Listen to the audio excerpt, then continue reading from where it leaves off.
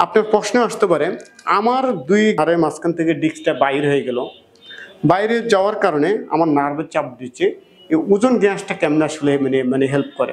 ওজন গ্যাসটা হচ্ছে, এটা হচ্ছে O3, তিনটা অক্সিজেনের অ্যাটম মিলে হচ্ছে যে O3, এবং এটা খুবই আনস্টেবল।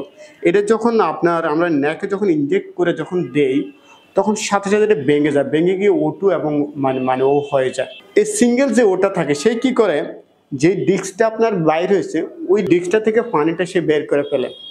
পানিটা যখন বের করে ফেলে, ওই ডিস্কটা আসলে শুকিয়ে যায়। শুধু যে ডিস্কটুকু বাইর হয়েছে আপনার, যেটুকু ইন্টারভার্টিবল যে ডিস্ক স্পেস থেকে বাইর হয়ে আসছে, ওই অংশটুকু মানে সিঙ্কেজ হয়ে যায়। ফলে আপনার সিঙ্কেজ হয়ে গেলে আপনার আলটিমেটলি নার্ভে আপনার চাপ কমে যায়, তখন আপনার কাছে কিন্তু ওই ব্যথাটা আপনার অনুভব হচ্ছে না। ওজন দিলে আর একটা যে ঘটনাটা, সেটা হচ্ছে আপনার ইনফ্লামেশনটা কমে। কারণ ওজন কিন্তু করে ইনফ্লামেটরি যে উপাদানগুলা, ওগুলোর উৎপাদনটাকে সে প্রশমিত করে, অর্থাৎ সেগুলোর উৎপাদনটাকে সে কি করে, কমায় দেয়। এছাড়া আপনার এখানে কিন্তু আপনার ডিস্কটা যখন বাইর হয়, সেটা কিন্তু একটা ইনজুরিও কিন্তু হয়।